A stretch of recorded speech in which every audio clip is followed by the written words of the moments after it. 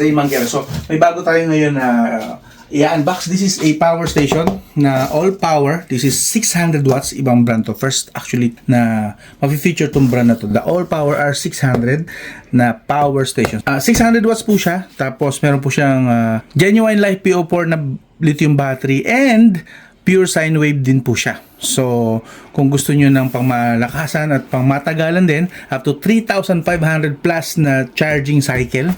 Yes, and supported din niya ang solar power supposedly. So, check natin ito ngayon. Again, first time ito sa channel natin. So, gusto ko lang i-try itong mga ganitong power station. Kasi lalong-lalo na ngayon na sobrang magtataas yata ang bill sa kuryente natin gawa ng pagtaas ng mga crudo at gas natin.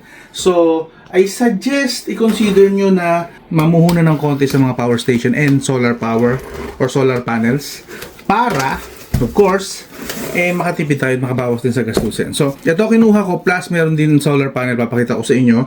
Ang kinuha ko lang is yung 100 watts na version ng solar panel. Pero still, itetest natin yan, tingnan natin kung okay ba ang ganitong setup. Okay? So, open na natin. Some literatures. Okay? Meron tayo ditong power cable. Yun. Ito na yun. And yung mismong power station. Okay. Oh, wait lang. Bago natin ito diretso, mukhang may lamang pa ilalim. Ay, wala na pala. So, yun na pala. So, meron lang tayong power cable, yung mismong power station, and some manual. Ito lang po kasama nito. Kung ito lang bibili nyo, okay? Pero again, kung gusto nyo yung bundle sa solar panel, meron din po silang ganong bundle, which is yun yung kinuha ko. Pero mamaya, pakita ko sa inyo yun. Sa ngayon, tour ko muna kayo rito. So, meron nakita tayo dito ang LCD panel. Of course, that's for the display, I guess. And 12 volts, 10 amps na to na saksakan. We have the light and power button. I guess ito yung pinaka-power button. Dalawang AC slot. Of course, that's 220 to 40 volts, which is good for dito sa Pilipinas. And up to 600 watts again. So, sa mga appliances nyo na 600 watts pababa, pwede po rito. Like yung mga electric fan, smart TV, computer, laptop. Yes, pwede po rito mga PC nyo. Pwede. Basta below 600 watts pwede. And I believe kung meron kayong mga electric kettle and mga low powered lang na rice cooker below 600 watts, meron na po niyan. Actually, minabili ako niyan. Pwede po rito. Okay? Pampainit ng kape, pwede rin dito. Yes. And then, dito yung pinaka-switch niya. Kung gusto mo i-activate to, after mo i-power on dito sa main power button. And of course, the DC slots. Dalawang Type-C up to 100 watts. Nice! 3 seconds on off. Oy, may Bluetooth. So that means meron po pala itong din, app support. Yes, Android and iOS if I'm not mistaken. So, tetest din natin of course. Pero wait, check pa natin yung ibang parts. We have here parang exhaust niya ata, daanan ng hangin, which is nice. It looks nice actually. Not bad. And then sa kabilang side, wala na tayo dito nakalagay sa likod. And on the other side naman, okay. Meron tayo ditong, of course, nandito pa rin meron tayong exhaust, singawan dito just in case na for, taga-manage ng temperature. And kung mapapansin nyo, meron tayo dito mga extra slots. AC charge, kung isasaksak natin siya sa normal na wall outlet, AC overload protector, and solar and car input na 1260 volts and 8.8 amps maximum. So, ito po yan. Bubuksan natin dito sa ilalim. Oop. Yo. So, yun. Ito nga. Meron nga tayo dito. This is AC overload protector. Uy, nice. Meron tayong ganito extra parang sa fuse box. Okay. Breaker. Okay. Dito rin. And reset. Nandito rin. Babasa nyo ba? Reset. Okay.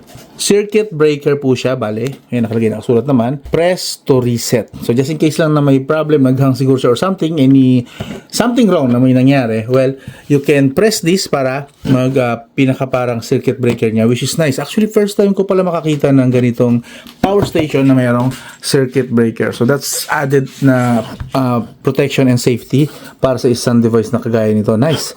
And we have the solar power slot. So, pag isasaksak natin yung solar panel na binili natin, dito po yan isasaksak dito sa i-charge. Okay? I believe, if I'm not mistaken, supported nito up to 220 watt solar max na input. Yes. So, ang nabili ko lang actually 100 watts kasi para medyo tipid. And, pero supported po niya up to 220 watts just in case lang na meron kayong 220 watts na solar panel na pwedeng isaksak dito. Pero sa AC po, AC charging, base dun sa kanilang website, supported nito naman sa AC power, yung sa wall outlet na to, supported naman up to 400 watts na charging naman dito using this. So within 1 hour lang, sabi within 1 hour pwede na ito ma-full charge itong power station na to using that AC outlet. So kung 400 watts dito within 1 hour, so kung solar, again, kung ma-maximize natin yung 100 watts dito, mga around 4 hours bago ito ma-full charge, which is okay na, mabilis na rin yun kung sa solar charging. Pero kung makukuha nyo yung 200 watts na solar panel nito na kasama sa bundle, yung 200 watts ha, within 2 hours to 3 hours pwede na ma-full charge itong power station na to, basta hindi maulap, solid na to. Pero anyway, buksan natin for the first time. Yun, so yun, may indicator tayo ng input and output, which is nice. Teka, tanggalin ko na itong sticker na to para mas malinaw. Yun, and try natin itong light. Ano itong light na to? Kaya oop. Oh, okay, for emergency light lang ito. Meron tayo ngayon bali off, low brightness, high brightness, and then yung blinker. Okay, off na muna natin, masakit sa mata. So yun, supported din dito pala sa taas ang wireless charging, pero kailangan flat surface yung phone nyo, otherwise hindi siya magkakaroon ng contact. So yeah, it's an option, it's there, it's just that kailangan flat yung phone nyo. And we have here na yung natatagong pinaka handle nya, you know. And actually, hindi siya magan, to be fair. may konting kabigatan siya, of course. Usually naman, pag mga original na mga units, expect nyo original yung mga material. So, expect na may kabigatan siya. Pero hindi siya actually ganun kalaki. Sakto lang. Pwede na to sa top box, sa motor nyo, pang camping. Kasyang-kasya po ito. Actually, dalawang ganito. I'm sure kasya sa top box na around 40 kilos to 45 kilos. Pwede to. Hindi naman po siya ganun kalaki. Sakto lang. Isa nito, may dala kayo nito, pwede na kayo for camping, lalong-lalo ngayong summer, sakto. Bakasyon, tapos nagtitipid kayo sa kuryente, solid ito, okay? Anyway, before that, check muna natin saglit yung solar panel naman. So ito naman ang kanyang solar panel. This is Solar SE 100. So this is the 100 watts. Meron silang 200 watts.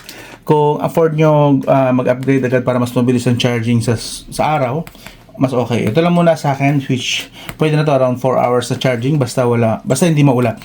Pwede na to. Whoops! Ito na siya ngayon. Para may laman. May kasama sa loob na laman. Yung mga wires yata niya. Iyon. Ito kasama pa to. Ito yung pangsaksak sa power station, I believe. Yep, ito nga yung slot for the power station. Ito yung pinaka-slot na sinasaksak sa power station. And ito naman yung isasaksak sa solar. Itong dalawang to. Okay? So, kasama naman na siya. And direct na natin magagamit mamaya sa All Power R600 na power station na yun. So, ito po yun. And itsura naman ng power station, of course. Nice na meron siyang meron siyang ganitong lalagyan pa. In case na gusto mo na at least protektado. May ganito. Yung isang nabili kong brand, walang ganito eh. So, medyo bare siya. Hubad talaga. This one, mas okay to kasi at least protektado. Ay, may extra na siya. Ito pala. Dito siya isasaksak. So, meron tayong at least isang user guide manual. And ang itsura ng solar panel na to is actually may magandang quality nyo. Parang gawa siya sa bakal. Ganda, laminated siya, which is nice. And ganito po siya kalaki. Yeah. Yun. Solid. So kapag gagamitin natin to, ito lang isa-setup natin. Okay? Ito yung ilalagay sa araw. Tapos syempre, ito ilalagay natin sa lilim naman. Di pwede, wag natin ibababad sa araw to. Sa lilim, or lagyan natin ng konting takip para hindi agad tutok sa araw. And then ito yung ibababad natin sa araw. Of course, ito po ang kanya. Basic lang actually. And very handy rin kasi mayroon siyang stand. Actually, paano ba itong gumagana? Ayun. So, may stand naman siya. Just in case. Yun. Mamaya, titest natin ito sa labas. And of course, kabilaan siya na stand. Meron din sa kabilang side. Yun. So, yan. Pagpasensya na yung mga pusa. Maliligot. And if ever man na sasaksak siya. So, ito yung pinaka-slot niya actually. Yeah. Parang Lego lang naman to. Susundan mo lang naman yung ugis. You know. Pasok doon. And of course, yung kabila, doon naman sa kabilang size. Parang Lego nga lang talaga. And that's it. Pwede nang isaksak sa power station to. Pwede na mag-charge sa power station kapag ka i-charge na sa solar. Okay? So, i-battery empty muna natin yung power station, then we can charge sa solar panel. Okay? Test muna natin yung power station saglit. Okay, so try naman natin ngayon siyang gamitin from 100%. Long press pala, long press yun. 100%. Okay, kala ko kinabahan ako dun. 100% naman siya. And now, mag-charge tayo ng mga units habang nakasaksak mga PC ko rito. Nakasaksak, mag-i-edit ako ngayon actually. So, sasaksak ko to dito rin. Lahat, itong setup na to, dual monitor. Yan, dual monitor, and then mag-charge ng dalawa. From 100% at least to 10 hanggang 10%. And then, alamin natin kung hanggang ilang oras. And of course, i-charge ko siya ulit. This time, totoo naman. I-charge ko siya from 10% to 100% naman kung gano'n naman katagal using AC outlet. Okay? So, on na. So, on natin to both. So, dito natin i-charge. Okay, and then the other one, charge din natin to since 50% na lang ito. Okay. Ito naman, yun. So currently 48 watts sa dalawang to. Umakyat na siya ngayon dahil sinaksak ko na sa PC. Buksan ko itong PC. Yes, of course naka AVR yan, kaya isang saksakan na kailangan ko ngayon. At umakyat na siya 100. Ito may mas malakas yung mini PC na to kasi pang edit talaga to ng mini PC. Okay, umakyat na siya ng 150 watts. Akyat pa yan kasi bubukas 168. Yan. Alright, so again, dual monitor setup tayo, and then may charge din tayo dito, mga dalawang unit, dalawang gadgets. Okay, naglalaro tayo ngayon sa 110 to 120 watts. Wala pa naman kasi ginagawa. Nag-start tayo ng 100%. Again, may charge tayo, and then mag-i-edit lang ako. Matatapusin ako mga projects na kailangan ko nang i-edit ngayon, i-finalize. Dual monitor setup. Okay. This is 27 inch and this one is 24 inch ata if I'm not mistaken. And of course, this is my editing mini PC. Okay na okay for 4K video editing. So yan. Again, naglalaro tayo sa 110 to 120 watts. And pag nagbukas na ako, actually na magbabago yan eh. Magbubukas ako ng pang-edit ito. Of course, tataas siya kasi may gagawin na ako. Akit pa, baka nga umakit pa ng 200 watts during editing mismo. Yan, umakit na tayo sa 150. Of course, yan, mag-edit na muna ako. Let's see kung anong pinaka-ano nito. So, naglalaro tayo sa 160 watts. 160 watts during editing. So, yan. Again, nag-start tayo ng, sabihin natin yung 12. Nag-start tayo ng 12 na lang. Lagyan sa 12 ng tanghali. And then, we'll see kung ilan mo mabawas sa kada oras na lumilipas. Okay, tuloy-tuloy ko lang to, and balikan ko kayo after a few hours. Okay, so we're past 1 hour and 47% na lang ang charge. Okay, so naglalaro tayo around 80 to 100. Wala na, full charge na po yung tablet na isa. So okay na yun. Nabukasan na siya ng load from 160, naglalaro na siya sa 100, yun, 100 watts, again, while still video editing pa rin. Okay, so 50% sa 100 watts na naglalaro.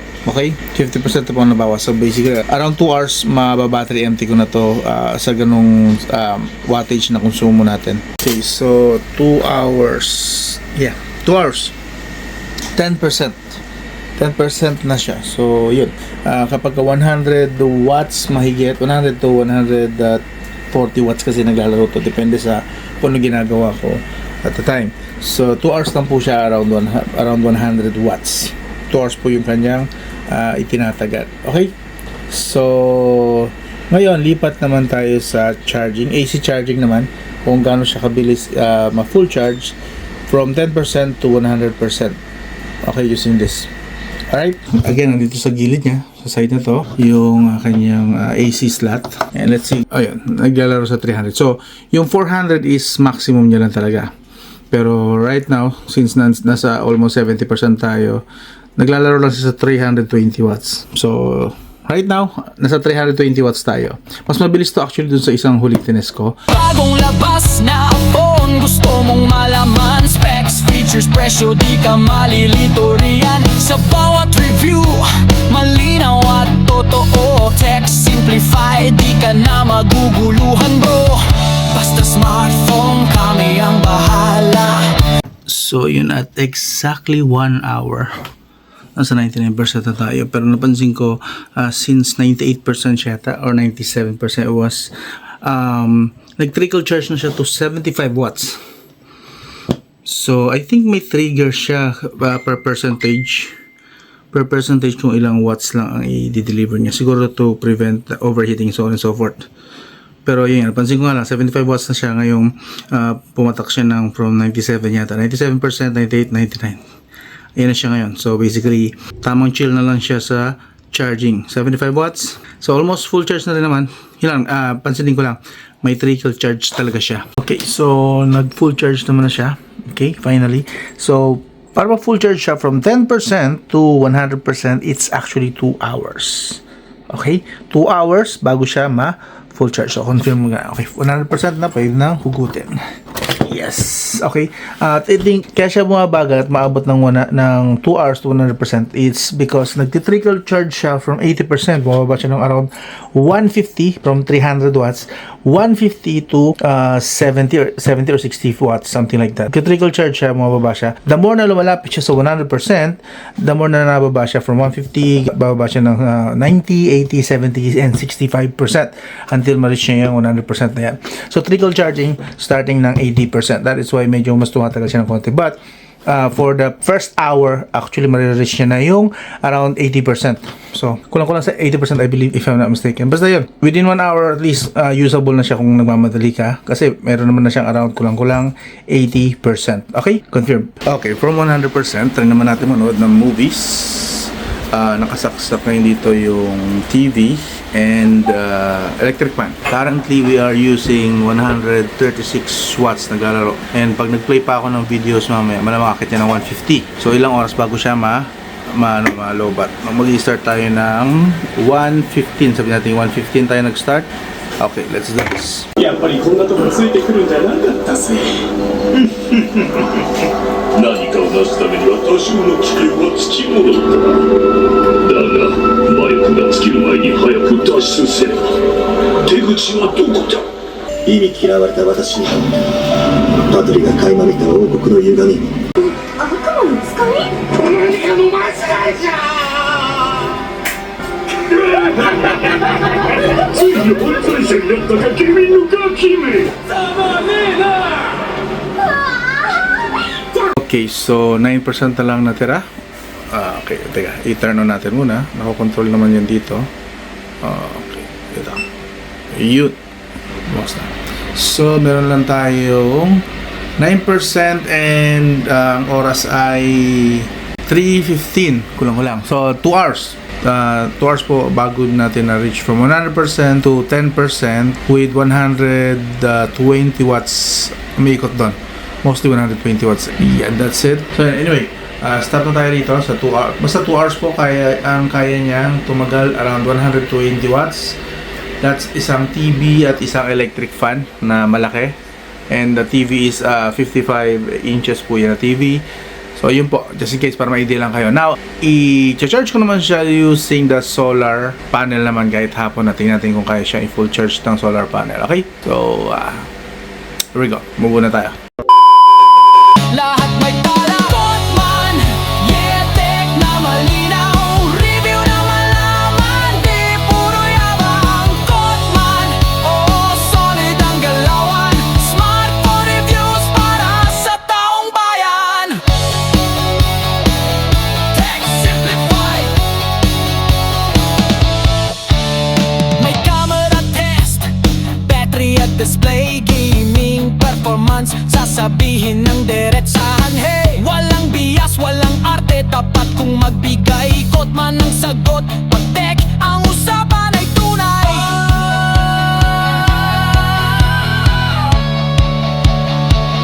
Tech simplified. Kotman, yeah, tech na malinaw, review na malaman, di puro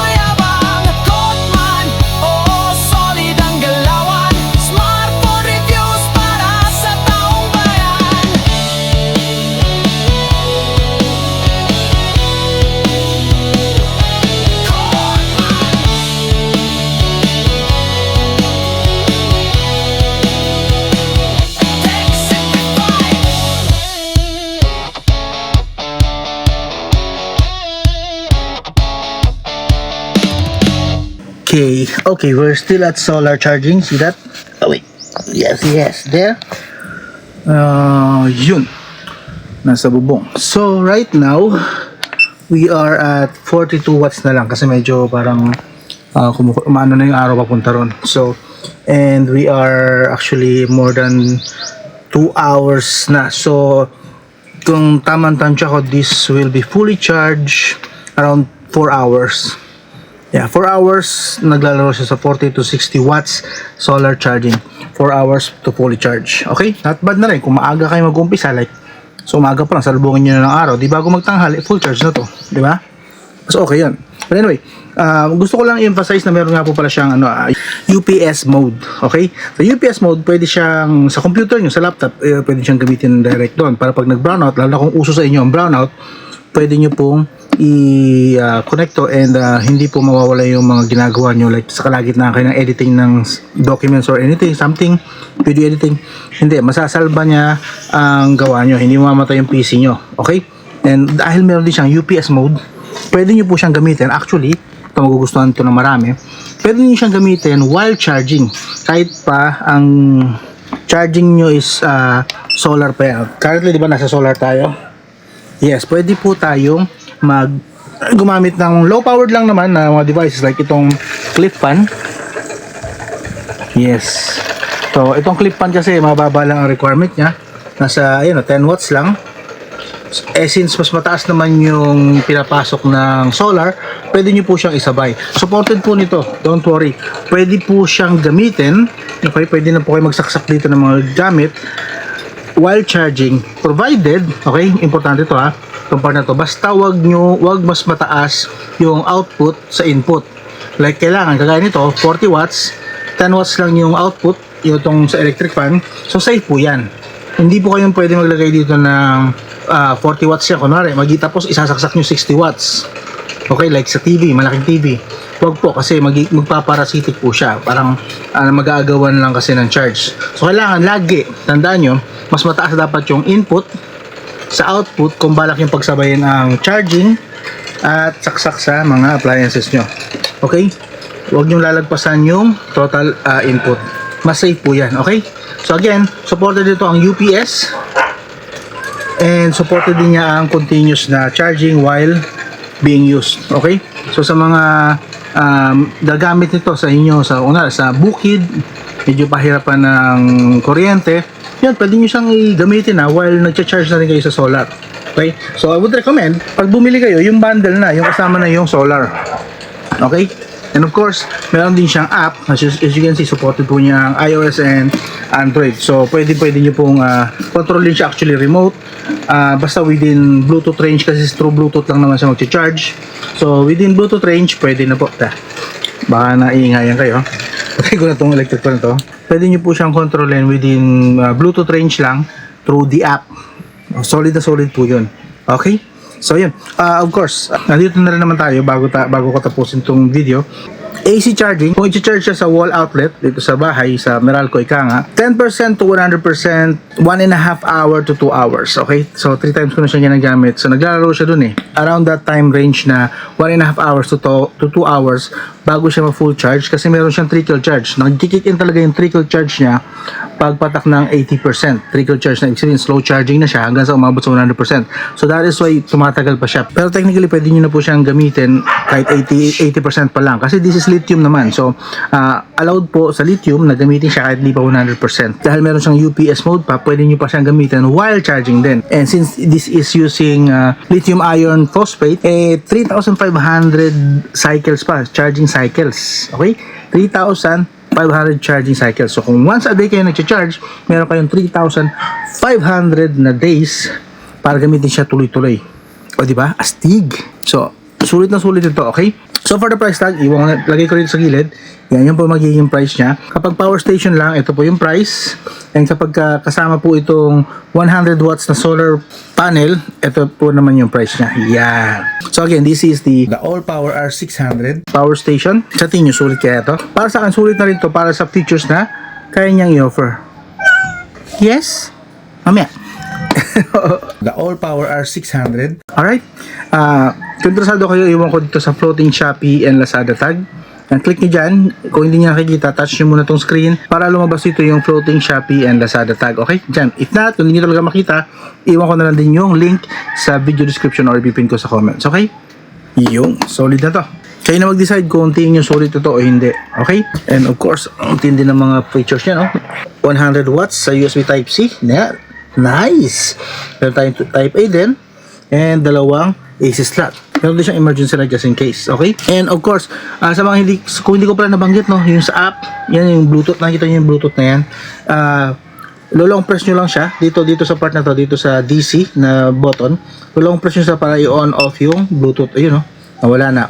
Ibig sabihin, naka-off yung Bluetooth. Pag i-on nyo yung Bluetooth, long press lang ulit.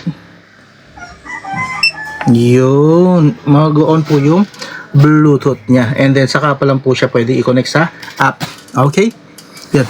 Anyway, I think nasabi ko na lahat. Just in case lang, itong specs na lang din para sa inyong lahat. Post nyo na lang and then screenshot. Again, this is the All Power R600 power station with solar panel. Yun. Yun siya. There. Yan. Connect na sa atin. This is Rain Mangara. I'll talk to you again soon.